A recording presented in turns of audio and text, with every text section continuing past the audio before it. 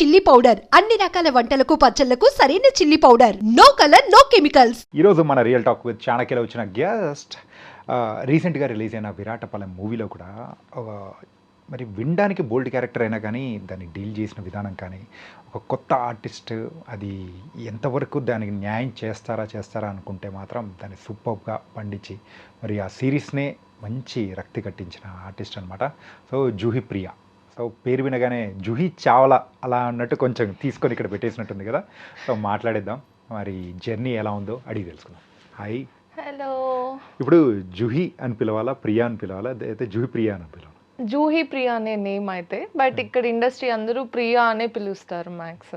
And నా childhood friends అయినా ఎవరైనా అట్ సైడ్ మా ఊర్లో ఎవరైనా జూహీ అని పిలుస్తారు. ఏంటది జూహీ అసలు?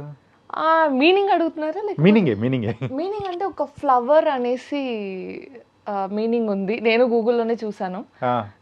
ఫ్లవర్, జూహీ అంటే ఫ్లవర్ అన్నమాట దాన్ని.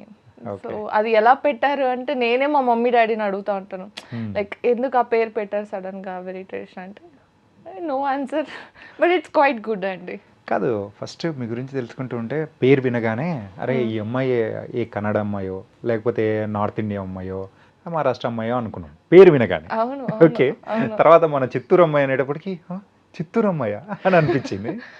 అవును, అంటే అది ఒక ప్లస్ పాయింట్ కూడా అవుతుంది. అంటే ఆ పేరు వినగానే కొంచెం అట్రాక్టివ్గా నార్త్ ఇండియా అమ్మాయి అనగానే కొంచెం అటెన్షన్ చూపిస్తున్నారు. ఓ నార్త్ ఇండియా అమ్మాయి అంటే అటెన్షన్ చూపిస్తున్నారు డెఫినెట్ గా. అరే ఈ అమ్మాయి ఎవరు నార్త్ అంటే ఈ పేరు బాగుంది, నార్త్ ఇండియన్ అమ్మాయిలా ఉంది అని చెప్పి ఒక అటెన్షన్ అయితే వస్తుంది. అయితే అట్లా ఓకే బాగానే ఉంది, ఏదైతే ఏముంది మనకి ప్లస్ అవుతుంది. కొత్తగా ఉంది పేరు కూడా. అండ్ ఎన్ని సంవత్సరాల జర్నీ ఇండస్ట్రీలో? సంవత్సరాలు ఏం లేదండి, ప్రాపర్గా స్టార్ట్ చేసింది ఆఫ్టర్ కోవిడ్. అది కూడా మెల్లమెల్లగా లెర్నింగ్ ఎవ్రీథింగ్ చేసి ప్రాపర్గా స్టార్ట్ చేసింది ఒక 2 years 2.5 అంతే. 2.5 years. 2022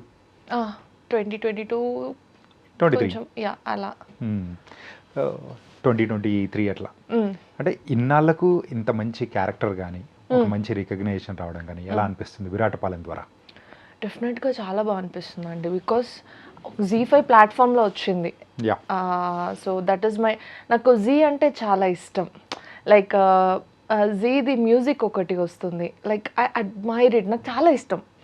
నాకు ఎప్పుడైనా నా ఫిల్మ్ అయినా నా సిరీస్ అయినా జీలో రావాలి అని చాలాసార్లు కోరుకున్నాను.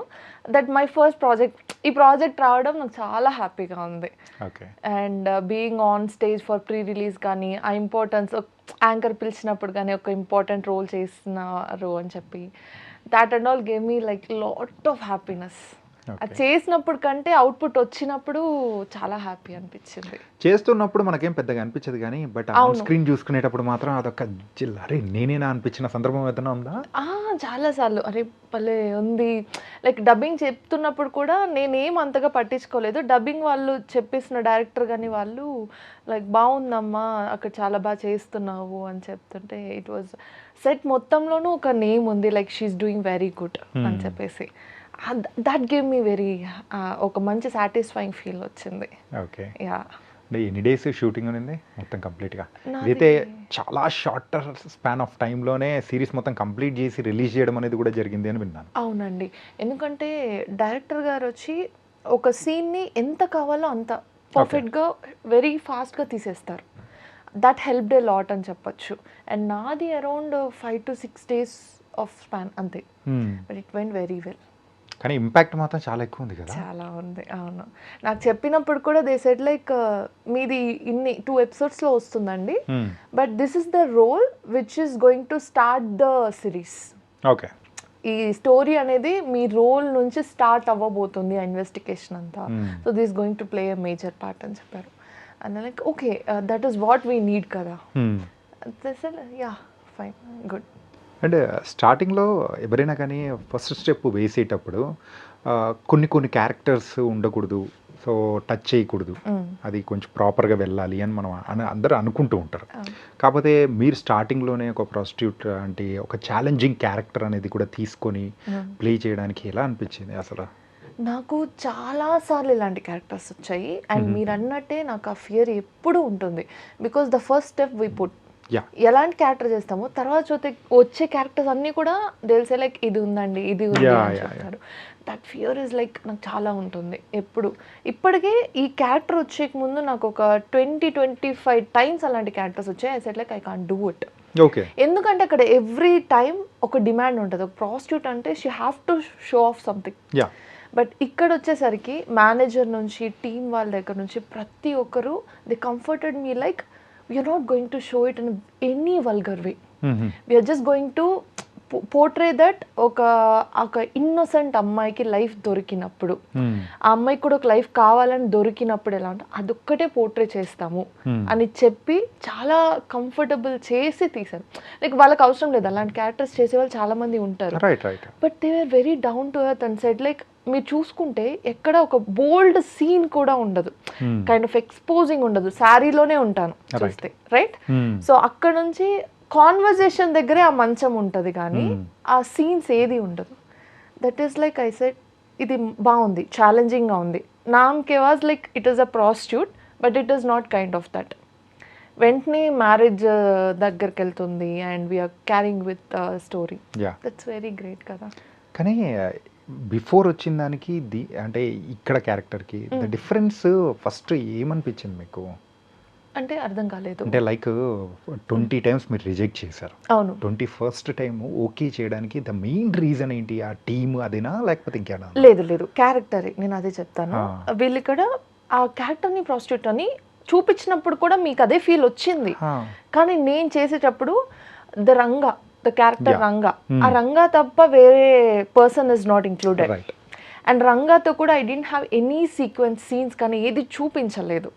సో కానీ అదర్ ప్రాస్టిట్యూట్ క్యారెక్టర్స్ వచ్చినప్పుడు ఏమవుతుందంటే we know how it works, like how many people come and how what they expect అనేది. ఈ ఎలిమెంట్స్ ఏది ఇక్కడ లేదు. అదే నాకు కంఫర్టబుల్గా అనిపించింది. Okay. That is the reason. And నేను విన్నాను ఎలా ఉంటుంది ఏముంటుంది. నాకు షూట్ డేస్ ఇచ్చినప్పుడు కూడా సీన్ ఇస్తారు కదా, సీన్ చదివినప్పుడు కూడా అదేంటండి ఇక్కడ ఏమైనా వస్తుందా ఇక్కడ అంటే I was very keen on the things అనమాట. సో కోడైరెక్టర్ గారు లేదండి మీరు ఏం కంగారు పడకండి అవి ఏం రాదు. డైరెక్టర్ గారు కూడా చిన్నది ఏదన్నా అనిపించినా కూడా లేదు అమ్మాయిని సారీ బాగా వేసుకోమని చెప్పు ఇలానే ఉన్నారు. Then see how comfortable we're కదా, అంతే. Yeah, it was nice.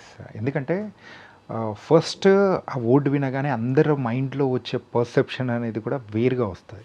అవును. కానీ ఆ డీల్ చేసిన విధానం అనేది ఆ క్యారెక్టర్ని బట్టే బ్యూటీ అనేది తీసుకొని వస్తుంది. డెఫినెట్గా మీలో కూడా అదే కనిపించింది. Thank you so much. Even అక్కడ ఒక సీన్ ఉంటుంది, లైక్ నేను స్నానం చేసే సీన్ ఒకటి ఉంటుంది. అది కూడా డైరెక్టర్ గారు he pleased in a way that any artist will agree. Like అంటే ప్లీజ్డ్ అంటే ఇదంతా అమ్మ నీకు ఓకే అంటేనే చేద్దాం, లేదు అంటే వద్దు, నేను దాన్ని ఇంకొకలా చూపిస్తాను. బికాస్ దట్స్ ఇంపార్టెంట్ వేర్ నాకు ఆ వాటర్లో కలపడం ఉంది. సో నీకు ఓకే అంటేనే చేద్దాం. డైరెక్టర్ అడిగారు, ఆయనకు ఒక రిక్వైర్మెంట్ ఉంది, ఒక ఆర్టిస్ట్గా నేను చేయాలి. నాకు అక్కడ ఏ వల్గారిటీ కనిపించలేదు. అసలు నేను షూట్ చేసినప్పుడు కూడా డైరెక్టర్ కెమెరామెన్ తప్ప ఎవ్వరు లేరండి పక్కన. అందరినీ సార్ లైక్ ఎవ్వరు ఉండదు ఇక్కడ అని చెప్పేసారు. It's not vulgar, still sir is like ఆ అమ్మాయి కంఫర్టబుల్ ఉండాలి అంతే. Okay. And I was very happy.